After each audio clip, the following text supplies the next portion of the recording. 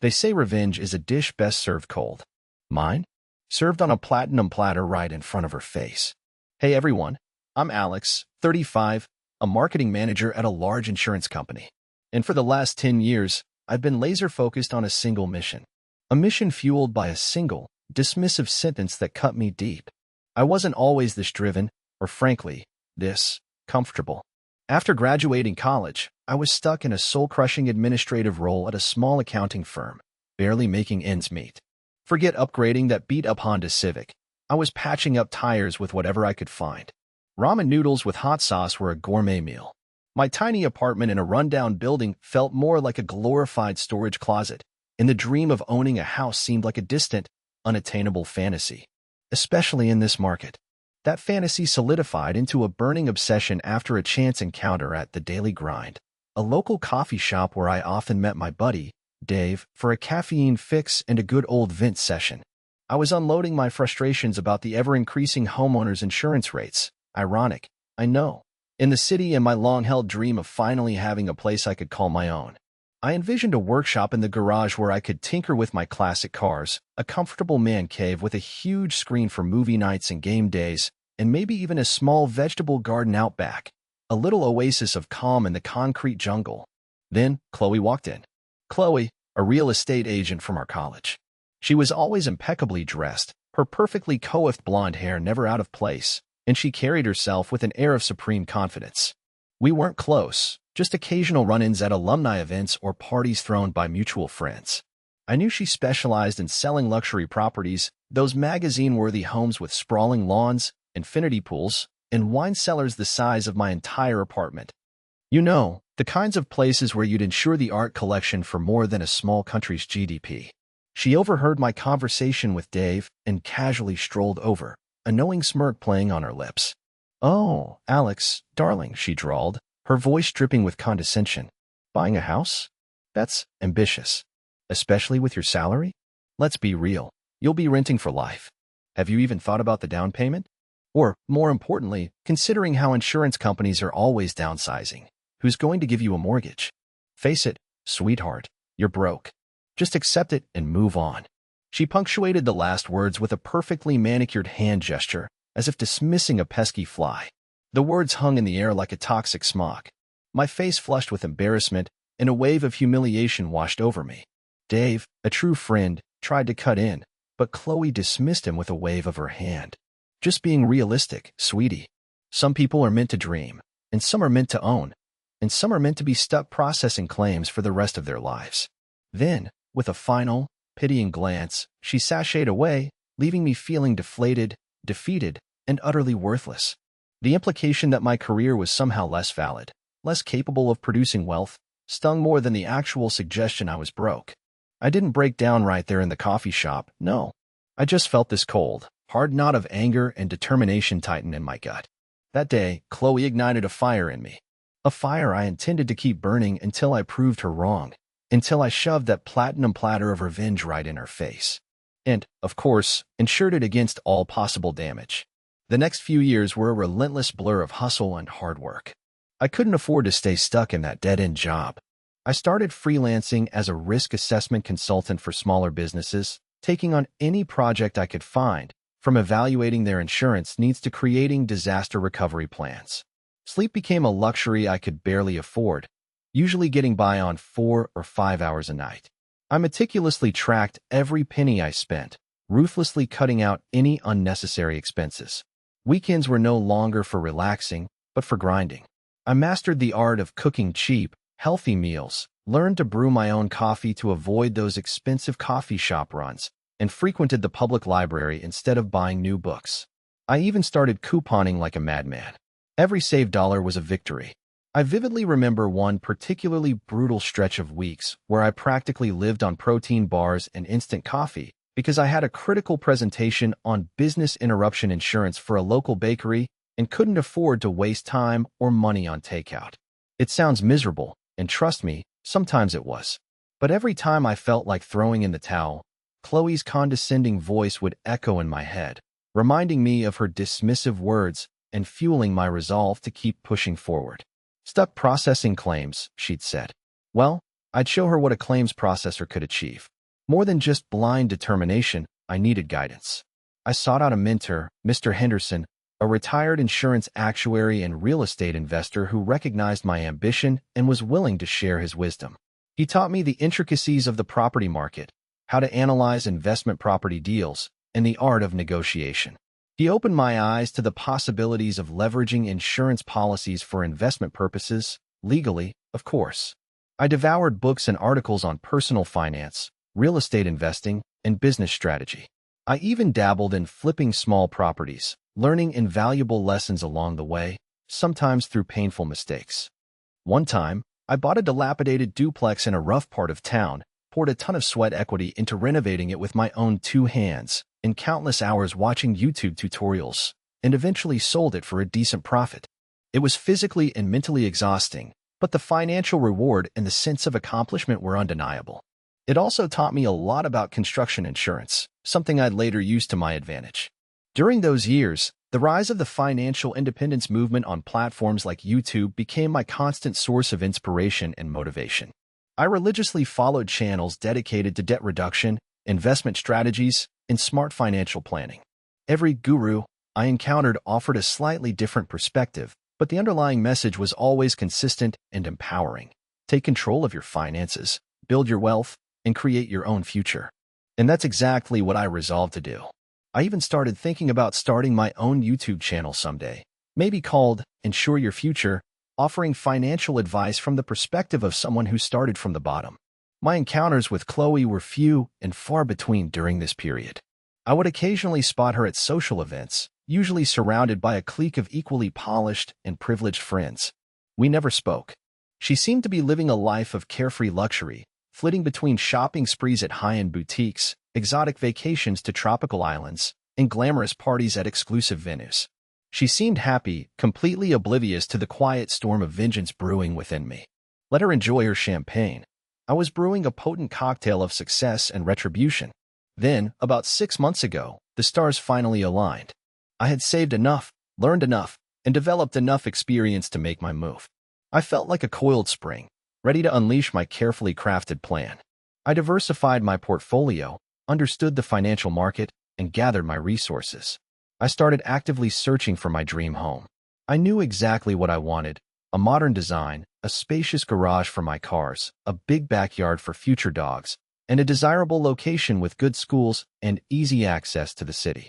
It also needed to be insurable for a reasonable rate, a detail most people overlook. And then, I found it.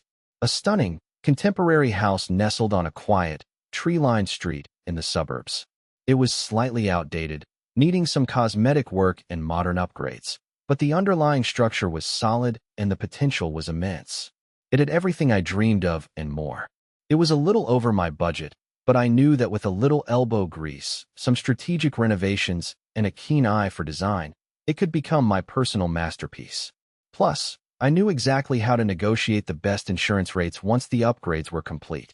The market was fiercely competitive, and there was a significant bidding war underway. Several potential buyers had already expressed interest, driving up the price. I knew I had to act swiftly and decisively, presenting an offer that would knock the socks off the seller and discourage any further competition. And as if orchestrated by fate, I glanced at the listing agent's name, Chloe. A wave of disbelief, quickly followed by a surge of wicked glee, washed over me. Of all the real estate agents in the entire city, it had to be her. It was almost laughably perfect. This was my golden opportunity. This was my force majeure event. I contacted her, crafting a persona of innocent naivete and feigned excitement. "Hi, Chloe. I hope you remember me. I saw you're the listing agent for the house on Oak Street, and I'd love to schedule a viewing. I'm a first-time buyer, and I'm so thrilled to finally be starting my home search." I mentally cringed at the falseness of my words, but it was a necessary part of the plan. I made sure to mention my job at the insurance company, subtly planting the seed that I was now, in fact, financially stable. To my surprise, she was surprisingly pleasant, even cordial. She remembered me, of course, but acted as if that poor comment had never happened. It was a flawless display of professionalism, masking whatever thoughts or emotions might have been lurking beneath the surface. Maybe she was just naturally this disingenuous, Or maybe she truly didn't remember. Either way, it didn't matter. I was ready. She showed me the house, highlighting its key features and potential with practiced ease. She didn't offer any special treatment, but neither did she show any signs of animosity or recognition of our past history. I played my part convincingly, feigning excitement and asking all the right questions appropriate for a nervous first-time homebuyer. I even asked her about the best homeowners insurance policies in the area, pretending to be clueless. Inside, I was practically buzzing with anticipation. This was it. The moment I had been working towards for the past 10 years. After the showing, I thanked her politely and told her I would be in touch soon. Then, I went home and immediately began drafting an offer. Not just any offer, but a very strong offer. Significantly over the asking price. Cash. No financing contingencies. No inspection contingencies. Basically, an offer that was so irresistible, so financially compelling, that it would be virtually impossible to refuse. I even included a pre-approval letter from a top-tier mortgage lender, just to emphasize I was more than qualified, which was a stark contrast from her assumption. I sent the offer to Chloe that evening, hitting send with a satisfying click. Then, I waited. The next day felt like an eternity. Every time my phone rang, my heart skipped a beat. I tried to distract myself with work and errands, but my thoughts kept drifting back to the house on Oak Street and the impending response from Chloe. The anticipation was almost unbearable. Finally, in the late afternoon, Chloe called. Her voice was carefully neutral, betraying no emotion. "Alex, I'm calling to inform you that your offer on the Oak Street property has been accepted." I allowed myself a small, silent cheer of victory, a feeling of triumph coursing through my veins. "Oh, that's wonderful," I replied, maintaining my facade of innocent enthusiasm. "Thank you so much, Chloe. I'm so excited." I could detect a slight edge to her tone, a subtle hint of surprise or perhaps even a touch of annoyance. She probably hadn't expected little old me, the broke college grad she had dismissed so carelessly years ago, to make such a compelling offer. The irony of an insurance guy snagging the deal must have stung. The closing was scheduled for 2 weeks later. I arrived at the title company filled with a mixture of exhilaration and nervous anticipation. Chloe was already there, as composed and professionally polished as ever. She greeted me with a practiced smile, but I caught a fleeting flicker of something else in her eyes, perhaps a glimmer of recognition, a dawning awareness of the game I was playing. As we diligently went through the paperwork, I meticulously maintained my carefully constructed facade of a grateful, slightly overwhelmed first-time homebuyer. I reviewed and signed the endless documents, initialed the pages, and smiled politely at everyone in the room, all the while carefully monitoring Chloe's reactions. I even made a few self-deprecating jokes about how complicated the legal jargon was, further reinforcing my image as the unassuming underdog. Then came the moment of truth. It was time to hand over the down payment. I reached into my briefcase, pulled out my checkbook, and deliberately, slowly, wrote out the check. The amount was significant, representing a substantial portion of my hard-earned savings. Every calculation, every sacrifice, was now culminating in this single moment. I looked Chloe directly in the eye, my voice calm and steady, but with a hint of steel beneath the surface. "Remember back at the daily grind when you told me I'd be renting forever?" A beat of silence hung in the air. "Well, I guess you were wrong." I paused, allowing the weight of my words to sink in. "Oh, and by the way, Chloe, are you still working for that firm? Or are you still taking subsidies from Mom and Dad?" I knew from a mutual friend that her success was heavily backed by her parents' wealth, adding another sweet layer to my revenge. The color visibly drained from her face. Her eyes widened in shock and disbelief, and her mouth opened slightly as if she wanted to say something but couldn't find the words. The impact of my carefully chosen words was palpable. I saw a complex mixture of disbelief, anger, humiliation, and perhaps even a touch of fear swirling within her gaze. It was priceless. This wasn't just about the house anymore. It was about dismantling her carefully constructed image of superiority. I deliberately handed her the check, the final piece of my meticulously crafted plan falling perfectly into place. Then, with a flourish, I signed the final document, officially transferring ownership of the house into my name. The house was finally mine. The irony of her facilitating my success, after so confidently declaring my failure, was exquisite. Now, I stand proudly in front of my dream home. The house that Chloe arrogantly assumed I could never afford. The house that she would have loved to sell to some wealthy, high-profile client. The house that, I suspected, she might have even secretly coveted for herself. The house I got at a steal, thanks to my knowledge of the market and my relentless determination. But it's not just about the house, not really. It's about proving to myself that I can overcome any obstacle, achieve any goal, no matter how impossible it may seem. It's about rewriting my narrative, transforming negativity into fuel, and never, ever giving up on my dreams. It's about taking the lemons life throws at you and making revenge-flavored lemonade. The moral of the story? Never let anyone tell you what you can't do. Surround yourself with supportive people who believe in your potential, work your butt off to achieve your goals, and never lose sight of your vision. Oh, and one more thing. Always be kind to people, because you never know when they might end up holding the keys to your dream, or selling you the perfect policy to protect it. So, what do you guys think of my new house? Let me know in the comments below.